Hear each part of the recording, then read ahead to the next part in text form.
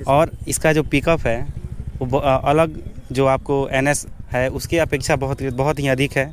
Breaking जो है इसके पीछे वाला इसका जो पीछे का ब्रेक है, अगर आप केवल इसको पुश करते हैं तब एक्सीडेंटल प्रॉब्लम होने की ज़्यादा संभावना है। आप रूरल एरिया में इसका यूज़ करेंगे तो वहाँ पे थोड़ा सा माइलेज इसका कम हो जाता है क्योंकि और इसके बाइक सर्विस में ज़्यादा खर्च नहीं आता है। इसका सीट सबसे पहले कंफर्टेबल है बैठने में। इसका हैंडल। नमस्ते दोस्तों, सभी को स्वागत है आपका फिर से एक नए वीडियो में। और आज की रिव्यू होने वाली है TVS Apache RTR 4V।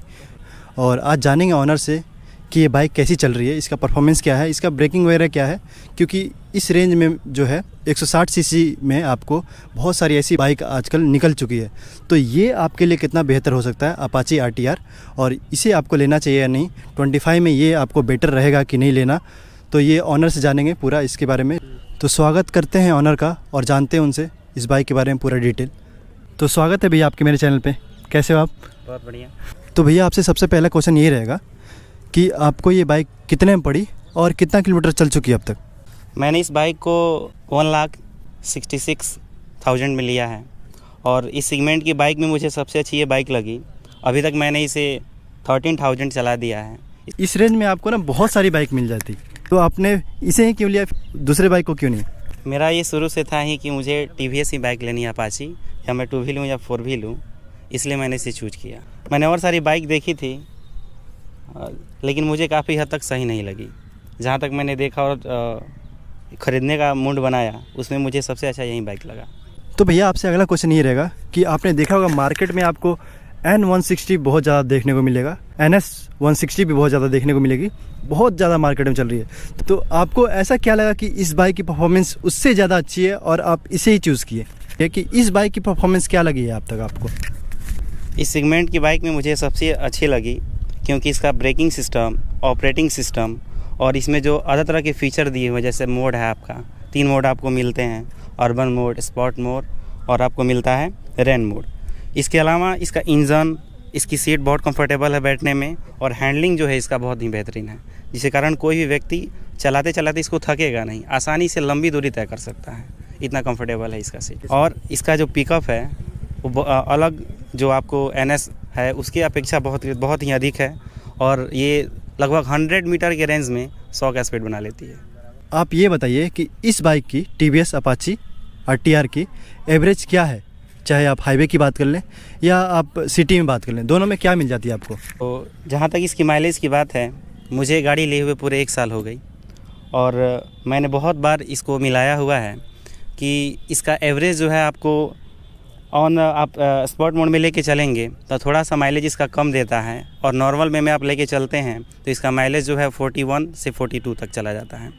आप रूरल एरिया में इसका यूज़ करेंगे तो वहाँ पे थोड़ा सा माइलेज इसका कम हो जाता है क्योंकि कोई भी बाइक होती है अगर एक सीक्वेंस में चलती है तो उसका एवरेज मिलता है अगर आप अच्छे से उसे चला पा रहे हैं तो ये भी डिपेंड करता है कि आप ऑपरेट कैसे कर रहे हैं बाइक को अच्छे से ऑपरेट कीजिएगा। माइलेज बहुत ही बेहतरीन दे रही है बाइक। इस बाइक की कितनी सर्विस हो चुकी है और उसमें आपको कितना कॉस्ट लगता है, और मेंटेनेंस कॉस्ट है उसमें कितना पैसा लगता है? अभी तक मैंने इस बाइक की पूरी 5 सर्विस करा चुकी है और इसके बाइक सर्विस में ज़्यादा खर्च नहीं आता है। कोई भी बाइक है, अगर आप चाहे आप TVS का कोई भी बाइक ले रहे हैं उसमें अगर आप सर्विस टाइम से करा रहे हैं तो नॉर्मल में गाड़ी जो है 2000 किलोमीटर चलने के बाद सर्विस करा देनी चाहिए, तो उसका अच्छा माइलेज भी आता है। और मैंने इसका सर्विस कराया, सर्विस चार्ज इसका आई थिंक अप्रॉक्स 8 से लेके और 1000 रुपीज़ के बीच आती है, उतना में इसका हो जाता है। कोई भी नॉर्मल आदमी अफोर्ड कर सकता है इसकी सर्विस को और अच्छे से चला सकता है। मेंटेनेंस कोई भी नॉर्मल व्यक्ति कर सकता है इसका, बस थोड़ा सा इसके पार्ट्स जो है कोई पार्ट्स ही कॉस्टली आते हैं, बाकी नॉर्मल बाइक में कोई भी पार्ट्स जो है वो आप चेंज वगैरह करा सकते हैं। अभी तक तो मुझे इसकी ज़रूरत नहीं पड़ी है, मैं बहुत सेटिस्फाइड हूँ इस बाइक से। ये बाइक लॉन्ग टूर के लिए कैसी है?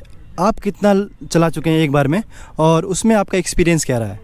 मैंने अपना फर्स्ट जो ड्राइविंग है इसके साथ लॉन्ग टूर पे जब मैं गया था तो अप्रॉक्स मैंने 210 किलोमीटर चलाया था एक दिन में। सबसे बड़ी बात यह है कि इसका जो सीट है 2V की अपेक्षा बहुत ही बेहतरीन दिया हुआ है। आप 2V पे बैठेंगे तो थोड़ा सा आपको झुकाव महसूस होगा आगे की तरफ, जिससे कि कमर में थोड़ा सा थकान महसूस होने लगता है बाइक से उतरने के बाद। इसका जो सीट है वो बहुत ही बेहतरीन तरीके से बनाया हुआ है, जिस पे आप अच्छे तरीके से एकदम पूरा स्ट्रेट होकर बैठ सकते हैं। हैंडल भी इसका बहुत कंफर्टेबल है।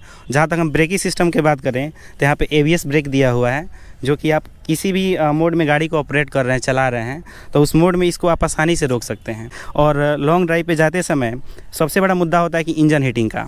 इसमें वो सारे सिस्टम नहीं है। आप लॉन्ग ड्राइव कर रहे हैं, मैक्सिमम आप 250 किलोमीटर एक दिन में चला रहे हैं, इसका जो इंजन है वो हीट नहीं होता है। इस बाइक की सस्पेंशन, ब्रेकिंग और ग्राउंड क्लियरेंस कैसी है? सस्पेंशन तो बहुत ही बेहतरीन है इसका। और जब हम इसको ड्राइव करते हैं तो बहुत सारे बाइक्स में होता है कि इसका नीचे का जो पार्ट्स है वो सटने लगता है, लेकिन हम नॉर्मल वे में चलाते हैं, कहीं गड्ढा वगैरह भी आता है तो इसका जो नीचे वाला पार्ट है ये पूरी तरह से सुरक्षित रहता है, सटता उठता नहीं है और अच्छे से ऑपरेट हो जाता है। ब्रेकिंग जो है, इसके पीछे वाला जो इसका जो पीछे का ब्रेक है, अगर आप केवल इसको पुश करते हैं तब एक्सीडेंटल प्रॉब्लम होने की ज़्यादा संभावना है, और दोनों को आप अगर मैनेज करके चलते हैं तो बहुत ही बेहतरीन इसका ब्रेक है। अच्छे ढंग से आप कहीं भी इसको रोक सकते हैं। इस बाइक में आपको सबसे बढ़िया चीज़ क्या लगी अब तक? मुझे सबसे अच्छा इस बाइक में इसका सीट सबसे पहले कंफर्टेबल है बैठने में, इसका हैंडल, और दूसरा इसका पिकअप, और थर्ड रीज़न है मुझे इस बाइक को परचेज़ करने का इसमें दिए गए मोड, जो मुझे बहुत बेहतरीन लगे। इसमें 3 मोड पाए जाते हैं। पहला मोड जो है आपको ये रेन मोड है। अगर आप बारिश के मौसम में चल रहे हैं तो इसके पहिए फिसले नहीं, इसके लिए आप इस मोड का इस्तेमाल कर सकते हैं। दूसरा इसमें मोड आता है अर्बन मोड। अगर आप रूरल एरिया में वगैरह में ड्राइव कर रहे हैं तो आप इसका इस्तेमाल कर सकते हैं। इसमें चलाने पे आपका माइलेज भी सही रहेगा और बाइक भी अच्छे से चल पाएगी। थर्ड मोड इसका है स्पॉट मोड। अगर आप ऑन रोड चल रहे हैं, कहीं दूसरी जगह पे राइडिंग कर रहे हैं तो वहाँ पे इस मोड का इस्तेमाल कर सकते हैं। इसमें आपको सबसे बुरा एक्सपीरियंस क्या देखने को मिला? मतलब सबसे ख़राब चीज़ आपको क्या लगी इस बाइक में? अप्रॉक्स सभी चीज़ें तो अच्छी है, पर कुछ चीज़ें हैं, जैसे इसका ब्रेक है।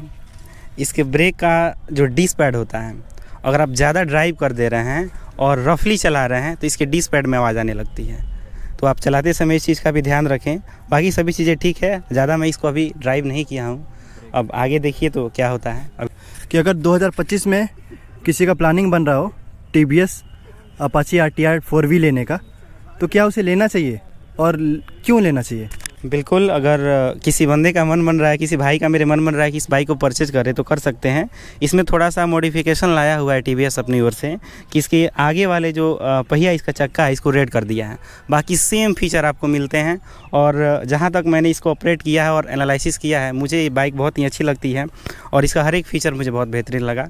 इसलिए मैं कहूँगा कि अगर आप TVS में कोई बाइक लेना चाहते हैं तो अपाची 4V को लीजिए और इसमें आप स्पेशल एडिशन को ही खरीदिए। थैंक यू सो मच भैया, वेलकम, इतना जानकारी शेयर करने के लिए। तो यही था आज का रिव्यू। आई होप आपको वीडियो अच्छी लगी।